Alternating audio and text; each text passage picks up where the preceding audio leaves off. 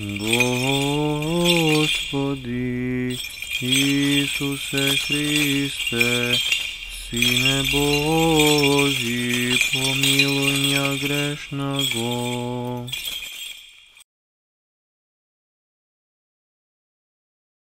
I Sina i Svetega Duha. Amen. Возлюбени во Христа Бога, братья и сестры, Денеска Светата Църква Божия, ко празнува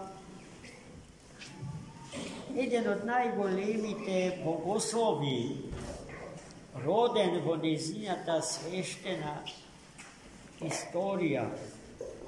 Тоа е светиот Дионисий Ареопагит, прв епископ Атински.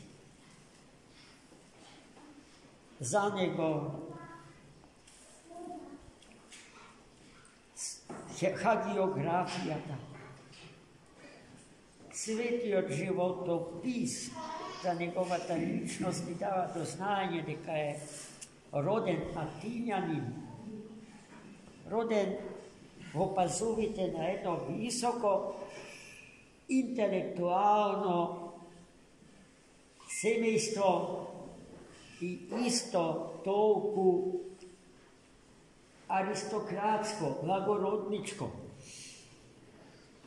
Токму затоа во кругот на неговото семејство се негува особена љубов спрема философските науки, што било и до денеска е карактеристика на тој град, на градот Атин.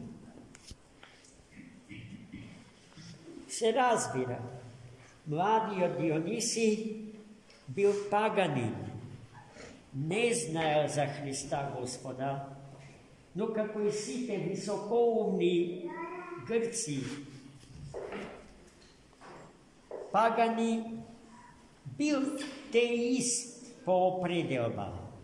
Ниеден голем философ на стара античка Грција не бил атеист.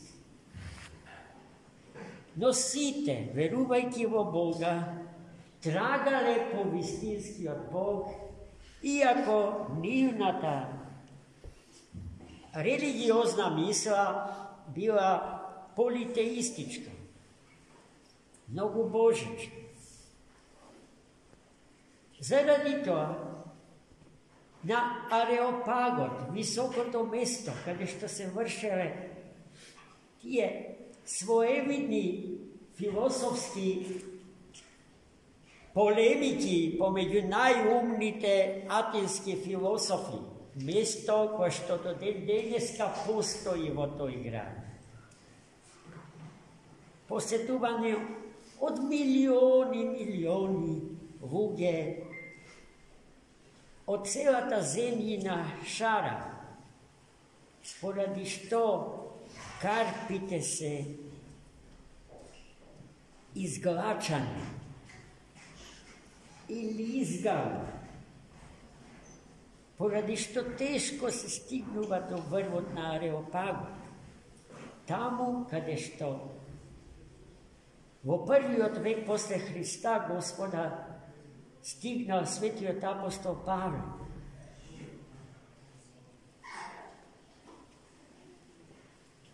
За да учествува во еден од собирите на големите атински философи, на пат на кај Ареопагот, светиот апостол Павле прочитал еден текст запишан на тоа место. И со тој текст атињаните му се обраќаат на непознатиот Бог. Покрај сите познати, а вие знаете дека грчката генеалогија на божества е огромна. Само словенскиот родослов на боговите го надминува грчкиот по својата бројност.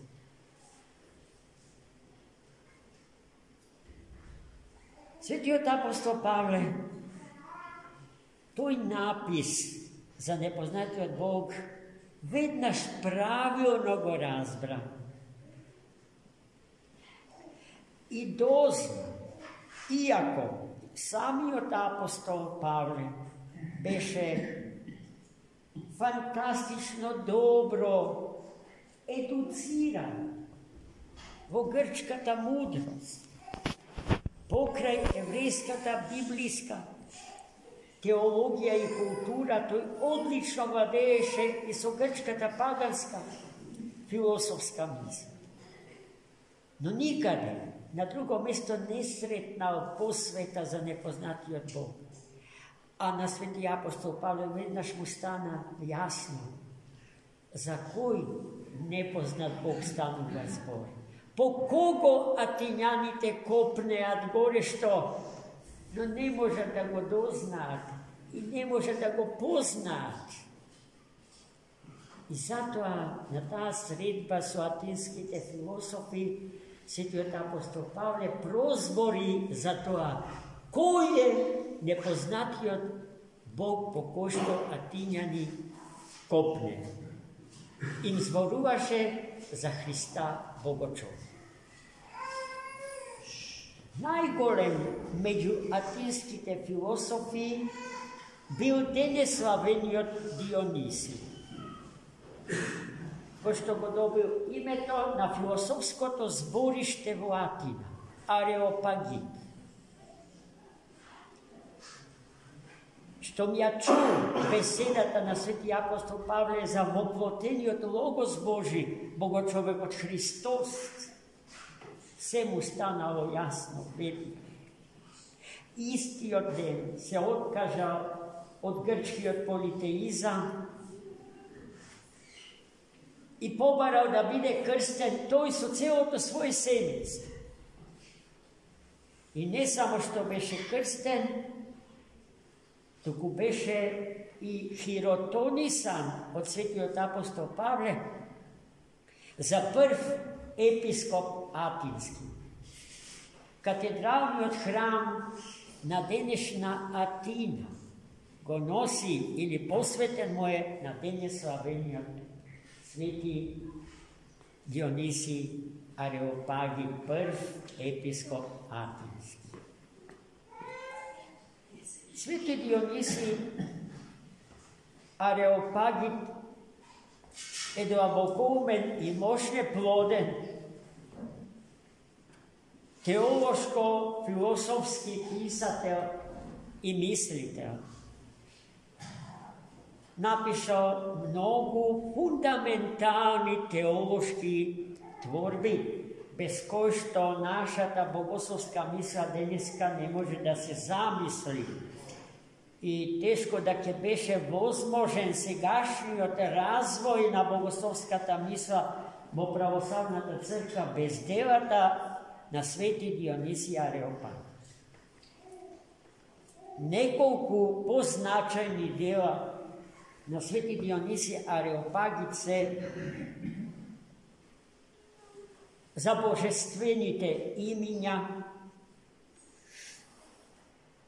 за небесната хиерархија, за црковната хиерархија, за мистичната теологија и 10 познати епистоли, што тој ги напишал, така што ги адресирал до најпознатите ученици Христови. Прашањето за идентитетот на авторот е мощно сериозно, со тоа не сакам да ве замарам. Но тоа зашто јас денеска сакам да ви зборуваме, совпаѓањето на денешното евангелско читиво со богословската идеја на свети Диониси Ареопагит за така најреченото апофатичко и катафатичко богословие.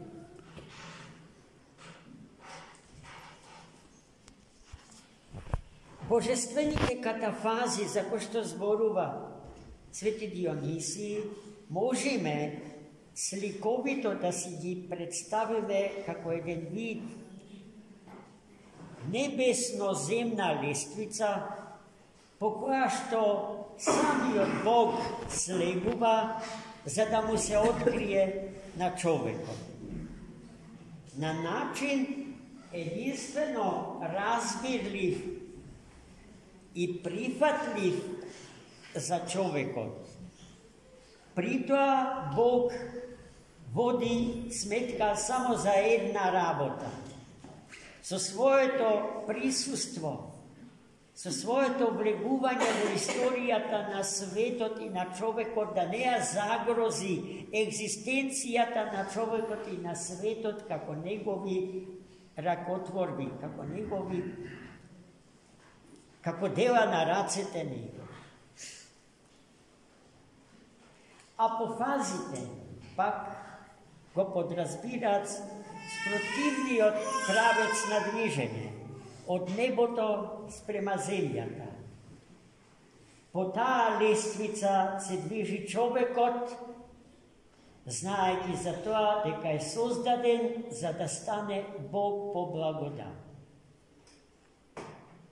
И гледајте како е точно кажувањето на Свети Атанасий Велики, изречено на првиот Васеленски собор во Никеја. Бог стана човек, за човекот преку него да стане Бог по благодат. Целта на човекот е да се обожи, браќи и сестри. А што значи човекот да се обожи, ако не човекот да се усоврши, да стане совршен? И повторно да го цитираме самото кажување на Бога за човекот, како што е совршен Отецот Небесен. Тоа е тоа за што постоиме, тоа е тоа за што Бог не созда. А ние не сакаме да го следиме тој пат, туку ползиме по хоризонталата на овој свет, безрбетно, и се кашкаме во калта на овој свет. Како животните кои што се создадени да одат и да се движат по хоризонталата на овој свет, неможно и неспособни да се исправат просту кој што е исправен човекот, зашто од Бога е создаден како таков. Человек, еднаш кажавме, самото име му кажува се на човекот, дека е битие создадено за со главата своја да биде свртено кон вечност, повикано за вечност, повикано да ја победи смртта и да се облече во несмртно руво, за да му сопостои на троениот Бог наш. Но нас секогаш ни е поприфатливо полесното. Полесно ни е да ги прифатиме сите фалсификати или кривотворења на евангелскиот систем на вредности. А тој систем на кривотворени евангелски вредности е системот што го создава човекот без Бога. Така што системот на вредности од Бога запишан на страниците од Светото Писмо го ничкосува, го изопачува, го превртува во неговата спротивност. И тоа е тема за посебен разговор, но и тема за која што и не треба многу да се зборува, бидејќи сето тоа нам ни се случува, браќи и сестри. Ако Бог не повикал за живот вечен, беседата за смртта, со која што се обесмислува животот на човекот во овој свет, на луѓето им е полесно. Беседата за омразата, наспроти беседата Божија за љубовта, ни е поблизо. Беседата за земните блага, чие траењето на еден просечен човечки живот ни е помила и поприфатлива од беседата за вечниот живот или соживот со вечниот и несмртен Бог, за кој што рековме човекот е создаден. И така ние би можеле сега секоја стапалка од таа небоземна лествица да ја изнесеме и да ја објаснуваме, но ние за време на целата литургиска година не правиме ништо друго освен тоа. А да се повториме за една беседа, чие траење е сепак ограничено, не може. Да ја засакаме лествицата на евангелските вредности. Системот на вредности од Бога, благословен, создаден и препорачан, да го живее, со кој што нашиот сегашен живот се осмислува. И осмислувајќи го нашиот живот, се осмислува секое наше страдание, се осмислува и се осветлува со светлината Божија, крстоносниот пат кој што води во спасение. Господ да ни даде сила и мудрост, да ја доживееме конверзијата што ја доживеа денеславениот свет, отец на црквата Диониси Ареопаги, првиот атински епископ. Да се свртиме кон Христа Господ, да се движиме во неговите преградки, секогаш расширени за нас, бидејќи љубовта Господња кон човекот е безусловна. Нас не сака Господ вакви како што сме, никакви, грешни, смешни, ужасни, страшни. Бидејќи е ужасен и страшен гревот, а тој не престанува да не сака. И е секогаш подготвен повторно и повторно да се распне заради нас. А распнувањата негови, што секојдневно се сочува, ние му ги подготвуваме. Ние го распињаме него секогаш кога ќе му го свртиме грбот. Кога минливата сладост на овој свет ќе ја замениме со неминливата сладост на идниот свет и век. Амин. За многу.